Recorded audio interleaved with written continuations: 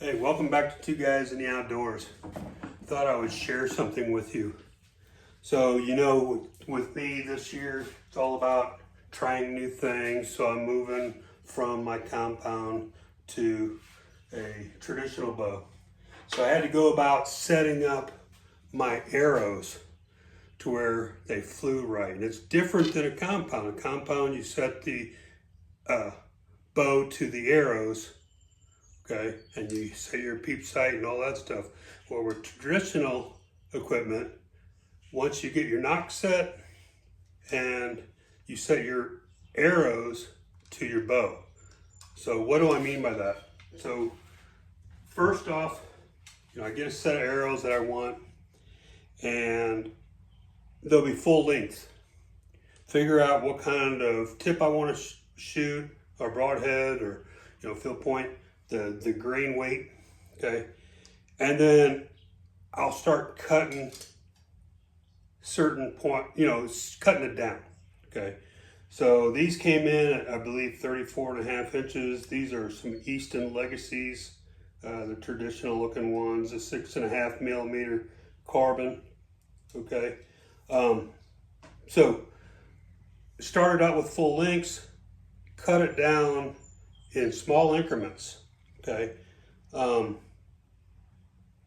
as I got closer, it got finer and finer in what I cut down, okay? And all I did was actually 2 arrows that were fletched, 2 arrows that wasn't fletched. And what I was looking for is I'd cut it down, put the insert in, shoot it sometimes, looking for some groupings, okay? But then also looking to see where my knock-ins were, okay? Were they off, okay? And you adjust that, you keep adjusting the length and your knock, okay, until you get that straight arrow, okay? So it may take you quite a bit of time. And it took me, I would say, several times shooting it. It was done over a few weeks. I didn't just stick straight at it. But I would shoot them, see how they were sitting. I would shoot them again and just continue to shoot them until I felt like I got a good reading on it. And then I would come back, it's like, okay, I still need to cut a little bit more off, okay? And it deals with the stiffening of the shaft, okay? So I would cut it off until I've got both my fletched arrows and my unfletched arrows shooting straight, okay?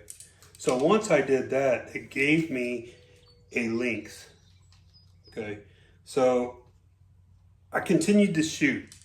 I just want to make sure I was pretty confident, because you can't add any more on. The only way you can fix that issue if you cut them too short is you have to go with a heavier tip, a heavier broadhead, heavier field point, and then you end up with a heavy FOC, weight is much forward. And I know that's the big thing nowadays, to go weight forward.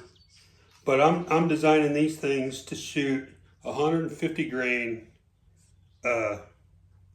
single beveled, 2-blade broadhead, okay? So the next step in the process, now that I've got these all set, okay, and I've shot them for a number of times, and I feel confident this is the length, okay? So how do I cut these? All right. Well, first I'll set up a little. I got a just a little cutoff saw, okay, little 2-inch bench top cutoff saw, okay. To make it easier, I did them cutting by hand and doing it all manually, and then I upgraded because I plan on cutting quite a few more, and I'm even going to start fletching my own arrows. But to do these 4 that I have here, figured out the length from the blade over to a nail that I have here. You can't see it in the picture, but I just have a nail in the board over here to where now I can put the knock end into that nail, okay, and then clamp it down, right? And then go ahead and cut, zoom. Okay, as you can say, I was simulating it. Okay, and then you get the end of the carbon shaft. Okay, like I said, I've already cut all of these. Okay, now the next step, you might think that, hey, I can just plop the ferrule in there. I can just put that in where I can add my broadhead or field point. That's not really the case, okay? The next thing you want to do, you'll see, let me see if I can get this into the picture. You see I've got a couple spinners here, okay? One, I just use it to see how my arrow's spinning, but the other one here, I've got some sandpaper on the end, okay? And I've got some bearings, turn this to where you can see it. I got some bearings in some spots, okay? And to where I can actually now, I can sand the ends of them because you want these ends nice and flat. Okay. Now what I do to make sure that I can get these flat and I can see if it's been done, I'll go around with a black marker because the carbon is a grayish tint to it, okay? So I get that all set and then I'll spin that sometimes, okay? And then I'll check, get it in the sunlight and see.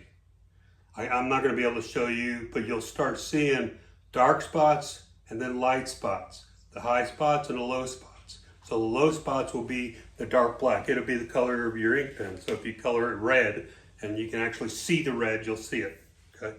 So you just keep going until you completely get rid of that black marker, which this thing's cutting fairly square, so it didn't take that much time at all.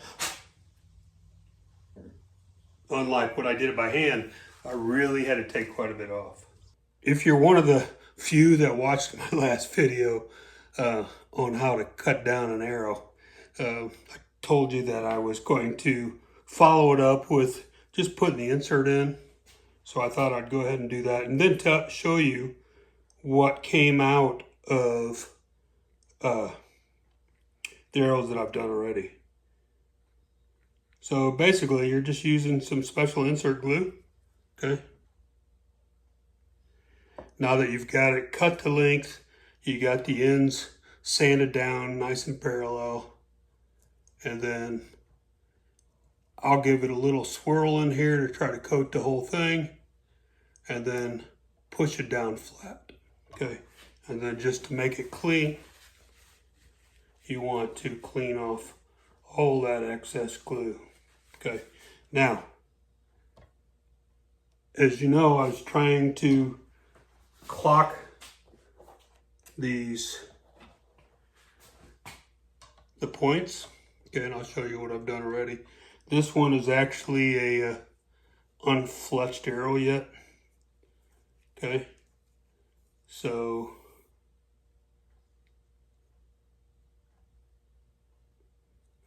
and for this one, this set, I'm actually doing a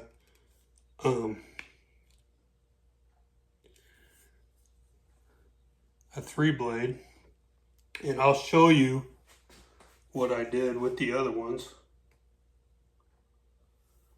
Okay, so here's I got it. I'm having the top arrow even with my knock.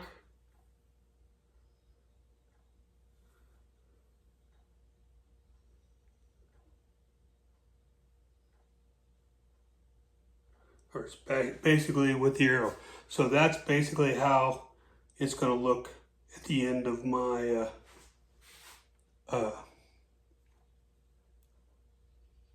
when I'm looking down the arrow. Okay, that's what it's going to look like. Okay, so I still have to fletch that yet, but one that I've already got fletched. Okay, so that's even with the the odd fletching out, okay? So I've got that one blade out. So when it's looking down my arrow, it's gonna be like that, okay? Now, many of you are probably laughing at me having these clocked like this, or special clocking, okay? So I read something, apparently it doesn't make a whole lot of difference on the way it flies, because it is spinning, okay? But it does make a lot of difference to the middle aspect, okay? So like my two blades, you'll see that that's clocked straight up with my odd feather out. So basically it's going to be horizontal, okay, when I'm sitting there. So if I can see the same plane that I have every time I shoot, then it'll help me with that perfect shot, okay? So I'm going to try this, clocking them like this, see how it works. And then if it doesn't, then I'll clock them the other way, okay? So I've got them all kind of matched, okay? Now the other thing I did, I'll show you here. I told you I had a little spinner, and I don't know how much this has to do with anything, if anybody cares, but what I'll do here, if I can get the camera down here to see it, okay,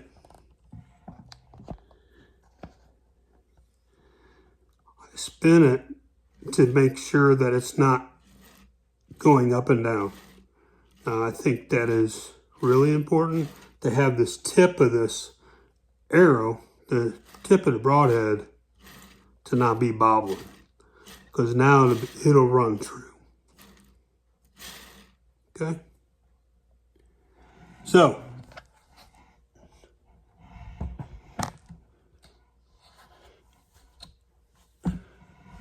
I'll try to get rid of some of this stuff. So with all that being said, you want to make sure your arrows are visually aesthetic for yourself, okay? You also want them to fly straight. So with a traditional bow, you want to first see which way your arrow is turning, is left or right helical, okay? If it's a left helical, you want your feathers, your fletching to be left, unless you're just running a straight.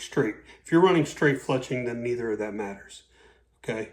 And then, since you're running with no sights, you want it to look the same every time you put it in the arrow, in the bow, okay? So, it may not be too bad of a problem for the flight, but for the aesthetics of it, you want to make sure you do it. So, get out in the outdoors, enjoy it, and have some fun. Try to make up your own arrows.